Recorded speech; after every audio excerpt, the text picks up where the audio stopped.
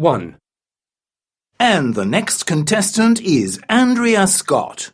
She's 32 years old and she's a housewife. She's married to John and has 2 children. Tonight, Andrea, you have the chance to win our star prize, which this week is a holiday for 2 in Hawaii. You'll see the famous volcanoes and mountains, experience life on an exotic island, and eat the local dishes. So here's your first question.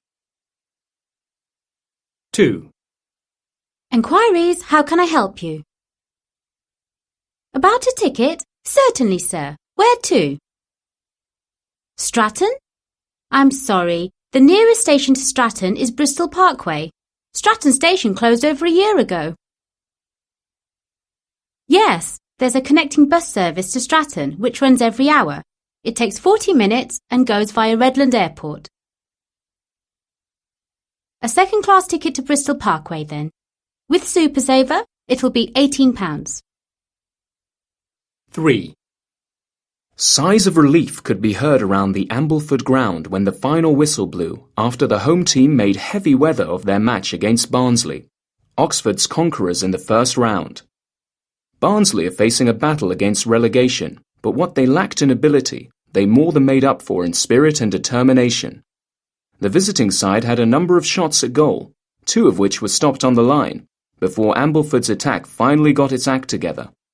After a scoreless first half, it was less than 5 minutes into the second half when striker Richard Sherry headed in the only goal to take Ambleford into the next round. 4. A line of black cars moved slowly along the tree-lined avenue on their way to the church where General Taylor was married nearly half a century ago. There will be a church service followed by a private family burial this afternoon. Now we can see the cars approaching the church, where soldiers, some of whom have marched in military parades with the general, now stand silently to honor a great man on this sad occasion. 5. Arthur Moore and his wife, Frederica, admitted last night that they had consulted solicitors about a divorce. The couple have been married for 25 years and last month celebrated their silver wedding anniversary by holding a party for their celebrity friends. A statement from their lawyers confirmed they are leading separate lives and asked the media to respect their privacy. The statement also dismissed rumors that either Arthur or Frederica had plans to remarry. 6. Mary, you've just been given the leading female role of Scarlett in the film sequel to Gone with the Wind. How do you feel about it? You must be very excited. Actually, I don't know if excited is the right word. I mean, of course I'm happy about it. It's a huge challenge for me, and well, yeah, I'm a little worried. You know, my first big role. But it's something I'm really looking forward to. Mainly, I just can't wait to get started. 7. A Ford Fiesta, will that suit you, Mr. Johnson? Fine, it's a good car. Now, I need to see your license. Yes. Here you are. Thanks. OK, that seems to be all in order. Now, it will be £24 a day with this car, for up to a week, plus petrol costs, of course. Of course. What about insurance?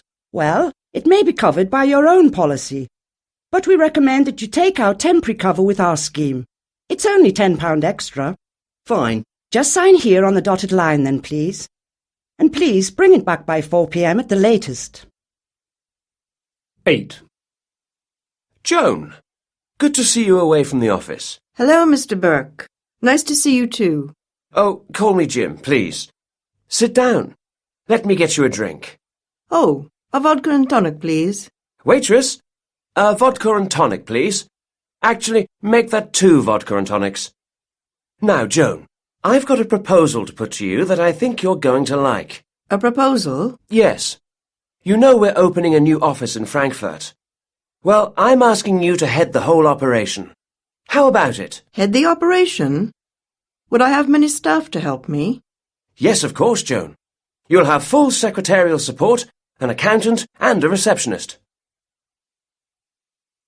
Now turn to part 2. Among the many problems which our society faces today, that of the homeless is surely one of the most tragic. Today we have with us in the studio Mrs. Mary Graham, director of a private charity here in London, who can explain some of the problems involved and what can be done about them. Mrs. Graham, what sort of people are the homeless? All kinds really. People usually think of the homeless as scruffy and dirty, but that's not the case at all.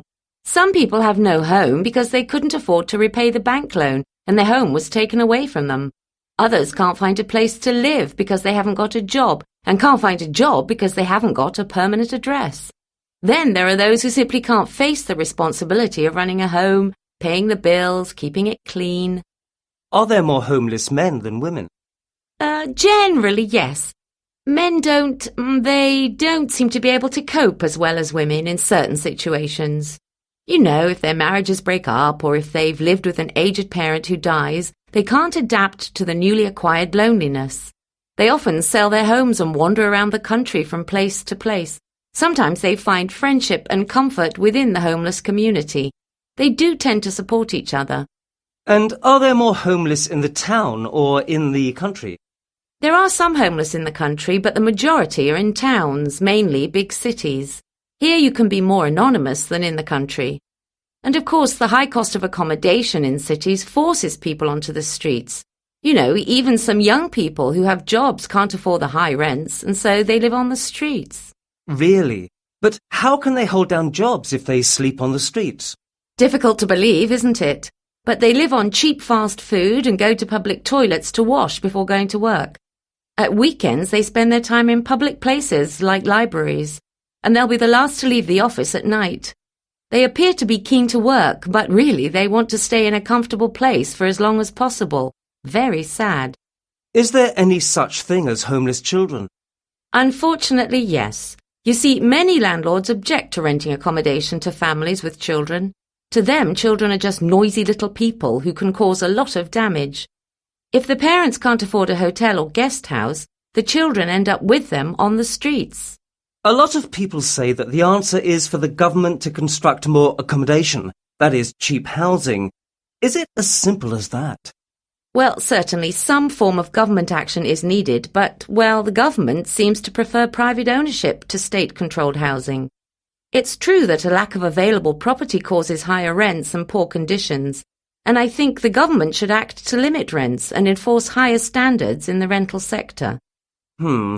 Finally, may I ask what your charity does to help the homeless? Not as much as we'd like to, but of course our funds are limited by the contributions we receive, and not everyone can afford to be generous.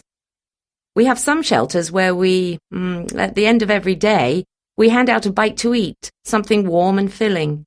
At least that's one thing we can do for them on a daily basis. Now turn to part 3. Speaker 1. I was born near Newport in Wales in 1949.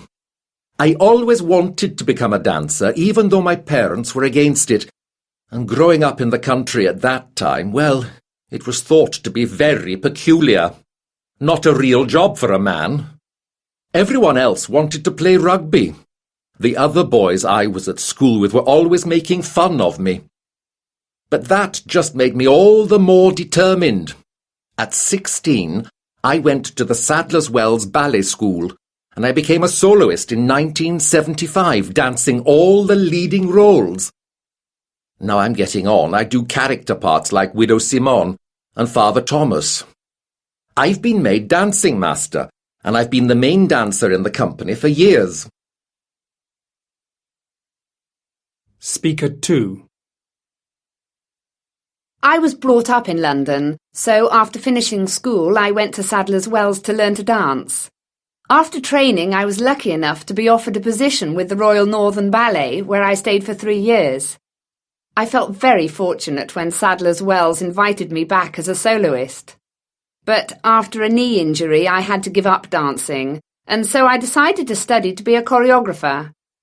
Sadler's Wells have been very kind to me, allowing me to stay on as a choreographer and tutor, and I often work as a choreographer overseas as well. I've just come back from 3 months in San Francisco. Speaker 3. I come from Salamanca in Spain, and I began dancing at the age of 10. At 16, I won a prize, the Prix de Lausanne, and it was like a dream come true because the prize was a scholarship to the Royal Ballet School. I can't tell you what a thrill it was to see all the international stars I admired and to train and dance with them. I've now joined Sadler's Wells, and I hope to stay with them and build a career. In 2 years, I can become a first artist and then a soloist. But it's early days. Let's hope I don't get injured. I want to be given some leading roles soon. That's my ambition. Speaker 4. I'm Italian, but I came to Sadler's Wells in 1993. In 1997, I became a soloist and principal dancer in 1998. I've danced pretty much everything that's standard. Swan Lake, Sleeping Beauty, Romeo and Juliet. I really enjoy creating roles in new ballets, and I go as a guest dancer to companies abroad. I've danced all over the world. I've also enjoyed spells with the Royal Ballet and the Australian Ballet, and I won the Global Prize in 1998. I was voted Dancer of the Year in 2001. Speaker 5. I'm originally from Sweden. I trained in London and I joined the Festival Ballet in 1969. I became principal dancer in 1973 and I danced all over the world with the biggest companies. Zurich Ballet, the National Ballet of Washington and the Royal Ballet before joining Sadler's Wells in 1980. I've danced all the classic roles, but every dancer has to retire sometime. I didn't want to leave the world of ballet. I love it too much. So I've gone into administration. Some people think this must be boring, but I know I help and support the younger dancers. I'm assistant director of the company now. Now turn to part 4. I decided I would take a gap year when I was in my last year of secondary school. My parents wanted me to go straight to university. They were keen for me to get qualified and start on a career. But I didn't want that. I was only 18, and I knew that once I started my profession, I'd be stuck there until I retired, when I'm 65, or even 70. Who knows what the law will be by then. I also felt I should get some experience of life, away from everything I'd ever known, school and family. I thought that if I learnt to stand on my own 2 feet, I'd be able to cope with university better and get more out of my time there. I've heard that some students are so shocked by the changes in their lifestyle when they leave home that they give up university after only a month or 2. I didn't want to risk that happening to me. So I borrowed lots of travel books from the library and started to plan my special year. Whenever I got stressed with my schoolwork, I would look at the programme I'd made and dream of all the countries I was going to see. It kept me going and really encouraged me to work hard. It's good to have goals and aims in life. I think it gives you a purpose. Of course, all this would cost me money, even if I stayed in the most basic of hotels and travelled by bus or train, not by plane. So I started to look for jobs I could do on my way round the world. And that's how I finalised my tour, by going to the countries where I could get employment. I started off in September, after I'd got my exam results, and I went to pick fruit in France. Not very far and not very unusual, you may think, but I had a fabulous time. I met loads of other gap year students, and in just a month I brushed up my French, which proved to be useful when I got to Vietnam later in the year. Then I moved on to Greece, where I worked in a bar on an island, and then on to South Africa, where I got a job on a farm. That was amazing. I learnt so much about working the land, and the animals I saw, ones I'd only ever seen in a zoo before. After that, I travelled in the Far East as a tourist, so by the time I reached Australia, I was broke. As the language was no problem, I easily found 2 jobs, working as a waiter at night and dog walking by day. When I left there, I missed my 4-legged friends. I spent the next 3 months in the United States and Brazil before coming home. My friends were amazed at how I'd changed. I'd become more confident and I'd changed physically, much thinner. That was because of all the hard work I'd done, and sometimes I'd been too poor to buy much food. But it had been the most amazing year of my life, and life-changing. During the year, I'd grown to love animals so much, I decided to give up my plan to go to university and become a farmer. My parents were so upset at first, but now they can see I'm happier than I've ever been. I'd recommend a gap year to anyone. You just never know how it'll turn out.